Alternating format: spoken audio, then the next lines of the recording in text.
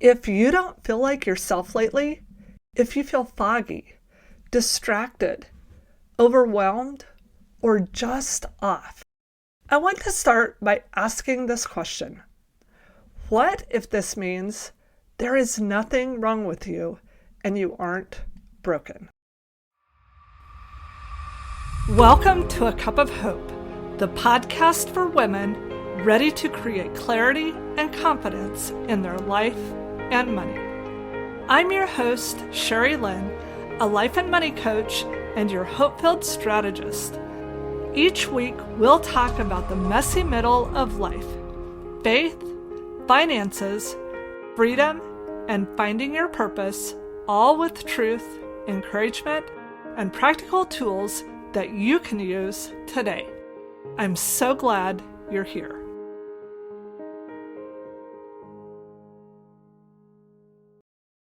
Just a quick note before we dive in. This episode is for educational and encouragement purposes only, not mental health treatment. Now here's today's Cup of Hope. Today we are talking about why you might not feel like yourself lately, and how stress, grief, uncertainty, and prolonged pressure affect the body long before we ever have a chance to think about it.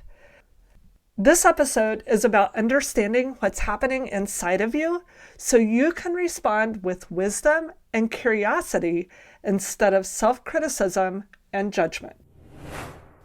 Sometimes the hardest part of feeling off is not knowing why. Nothing obvious is wrong. Life may even look stable from the outside, and yet you feel exhausted, foggy, on edge, unable to fully rest. What I've learned both personally and through listening to other women is that our bodies really do keep the score. They respond to load, not just crisis.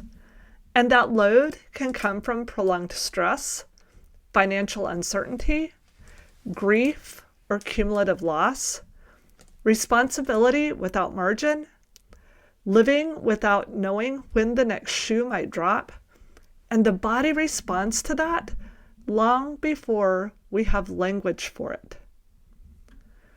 One of the first times I remember noticing this in myself was years ago, long before I had any words for what was happening. We had just completed Financial Peace University, and saving $1,000 for an emergency fund, a beginner emergency fund, felt overwhelming. It felt impossible. That Christmas, we were given a generous gift. So we saved part of it, and with the rest, I made menus and stocked our refrigerator and pantry for the month. This was with items that we had been going without. As I drove away from the grocery store parking lot, I felt this unexpected wave of exhaling come over me. Quite honestly, it surprised me. I knew things had been really stressful, but I didn't realize how stressful until my body finally felt safe. I knew how I was going to feed my family for the next month. Later, when I listened to the teaching about taking care of the 4 walls first in Financial Peace University, so that's covering your housing, your food, your utilities, and transportation, it clicked in a whole new way. My body already understood something, but my mind was still learning. Safety comes before clarity. I've also seen this play out through the stories of others. Years ago, someone I knew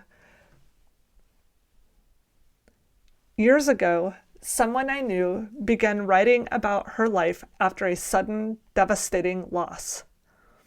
What she wrote about most wasn't just grief, it was the absence of shared planning. She had been part of a team, and suddenly, that partnership was gone. As I read her words, I realized I was experiencing many of the same internal struggles: exhaustion, overwhelm, difficulty focusing, questioning my next steps. Even though our circumstances were very different, I already had to manage these responsibilities. I already had to figure things out. But I was doing it without the relief of shared planning, and with the added stress of having to brace myself, manage reactions, hoping things wouldn't escalate. Seeing my friends' experience helped me understand something important. Sometimes it's not just the tasks themselves that overwhelm us, it's carrying them without true partnership or safety. The feeling of being so alone. That realization didn't suddenly make me strong, but it did give me clarity. And clarity allowed me to stop judging myself for feeling depleted.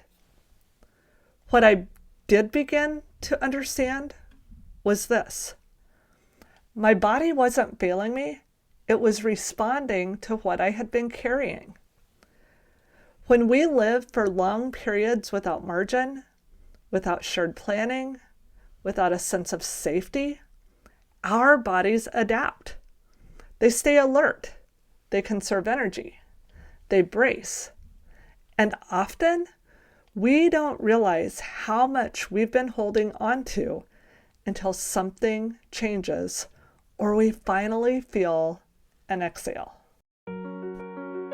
Here's our one last sip.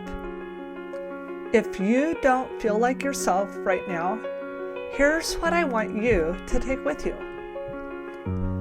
Sometimes the most loving thing you can do is stop asking, "What's wrong with me?"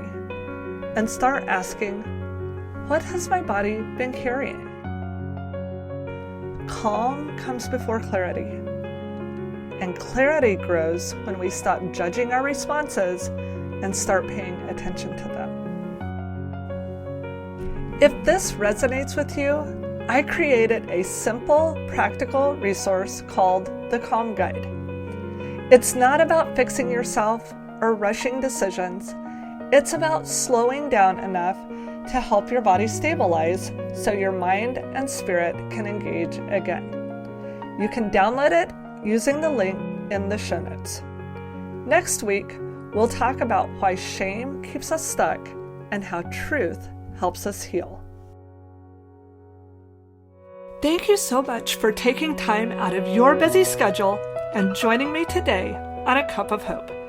If this episode encouraged you, would you share it with a friend and subscribe so you never miss an episode?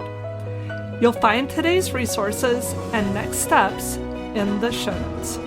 Until next time, I'm Sherry Lynn, and I want you to remember this: hope is always available, and your next step matters, because God can take the broken pieces of your story and create something more beautiful than you could ever imagine.